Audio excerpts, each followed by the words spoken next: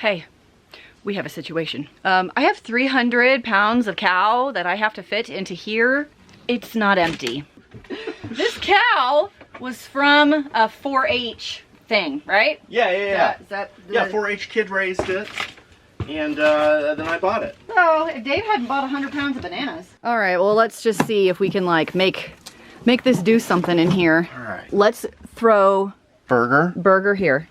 Burger there. Yep.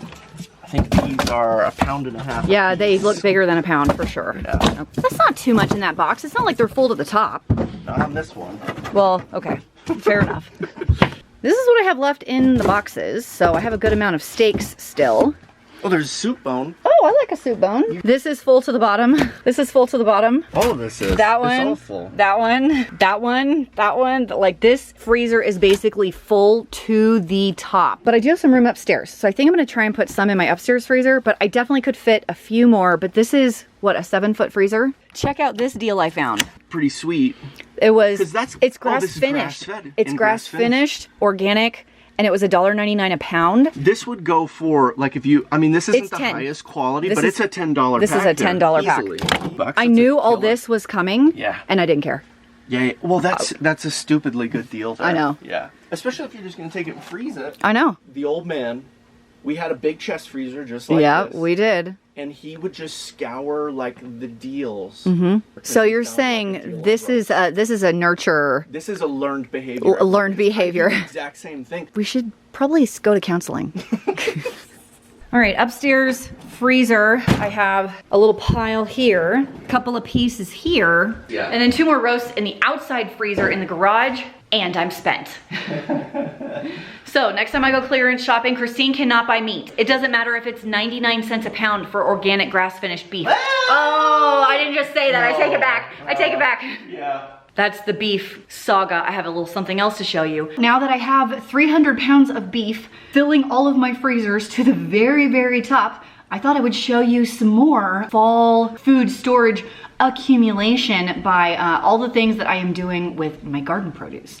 So check out some garden harvest and how you can preserve it tips right now. I haven't canned salsa in a couple of years, so I thought I would make a batch this fall and just put it in my food storage. So I have a bunch of tomatoes from my garden right here and some boiling water. And I just took the cores out and kind of X'd the bottom so we can blanch these and peel them pretty easily. So these just go in, this has nothing in it but boiling water, and they'll stay in there for, I don't know, a minute, and then we'll pull them out and put them in an ice bath so we can get these skins off and make our batch of salsa. That's probably good for one batch. Once you can see the skin kind of peeling back like this, it's time to pull these out and put them in our ice bath. They can sit there for a while, no rush.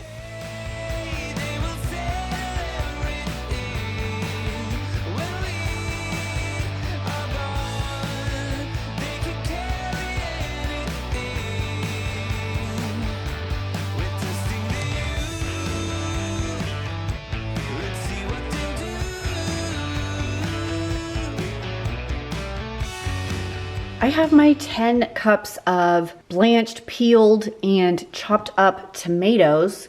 Please don't spill. Okay, I have a cup of vinegar, just plain vinegar. I'm using this package of salsa mix I found from Walmart. This is literally the easiest way you can make homemade salsa. So this whole package goes in here as well. You just follow the instructions on the back, which is to bring this up to a boil and simmer it for 10 minutes. At that point, you can either freeze it, this can be frozen salsa, or you can home can it, which is what I am going to do.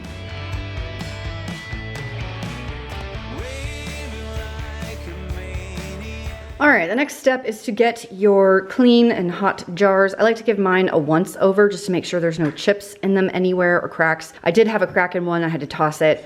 You do not want to risk that exploding when you're trying to pressure can. And then I like to have a pretty wide mouth funnel when did you hear that? We will use the ladle to fill up our jars almost all the way, and then will be the water bath canning process. So we're going about right there, just kind of right under that bottom ring, And we will set that to the side and I will proceed to fill the rest of these jars.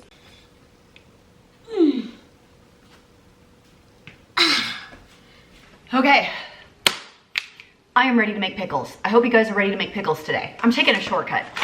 You can make your own brine. I'm not gonna do that. I have this package I picked up from Walmart. Kosher dill pickles, makes 7 quarts. It doesn't.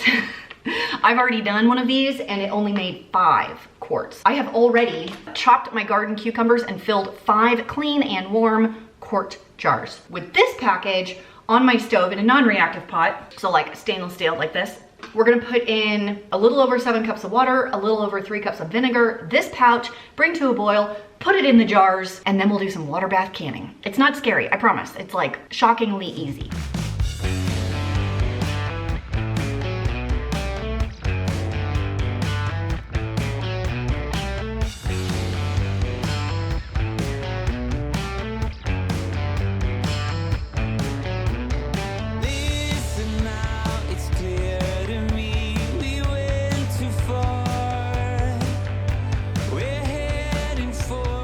Ended up with 5 quarts and 1 pint. I have 1 extra. So I put on my warm lids and rings.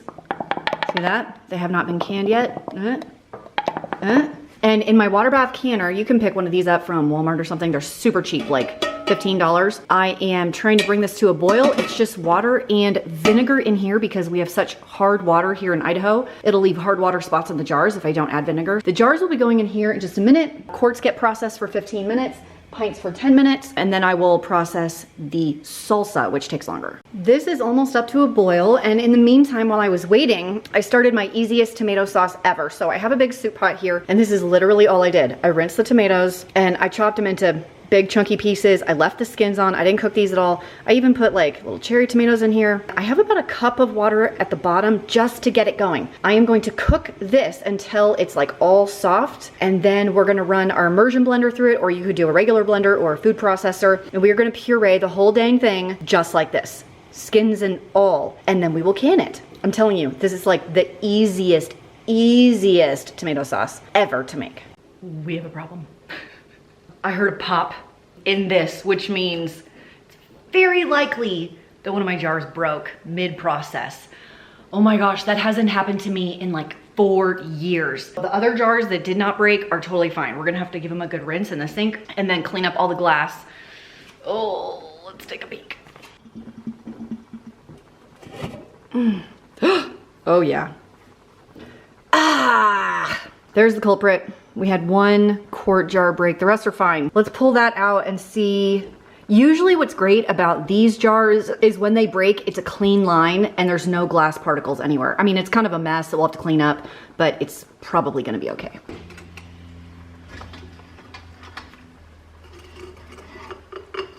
Okay. Clearly there was a flaw in this bottom section of the jar and I didn't catch it. And it does look like it was 1 clean break. There's that bottom piece. You can see that it was a clean break in 1 line here. So I'm not gonna have any glass shards in there, which is awesome. I'm still gonna rinse it out just to be sure. This jar is donezo. And I have pickles in my, in here that I have to get out, rinse out before I can process my salsa and the rest of my tomatoes, so bummer. I rinsed this out. This is new water. It's coming up to a boil now. Here's my tomato sauce. You can tell that all of it's cooked down. It's quite liquidy now. I'm gonna take my immersion blender and mush it all up.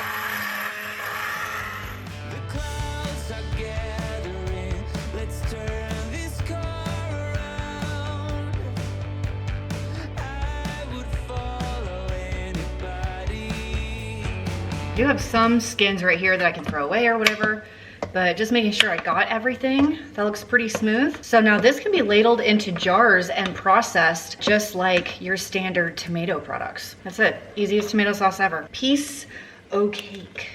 I am running my salsa through my water bath canner. I only have the 4, so I have 2 jars of just water to hold my spots so these don't tip over as they're going. The salsa does have to process for 40 minutes. I know it's a long time, but it's gonna be okay. These have gone for 40 minutes, so I like to pull this up on the rack, let it sit for a few minutes so They're slightly cool enough to move. I'll pull these off. And I am running my next set of jars through the dishwasher for my tomato sauce to go next. Most of the canning stuff that I just showed you, like the pickles were from the packets from the store, the salsa was from the packets from the store, and the tomato sauce is literally just tomatoes in jars, and that is all, and then you process them. When I first started learning how to can, I used the ball canning, like, Bible book. If I can find that and the water bath canner I have, I'll link those down below for you if you want to check them out. Because I had all that beef choking out all the room in my freezer, I had to pull out some bananas and do something with them. So let's make some muffins.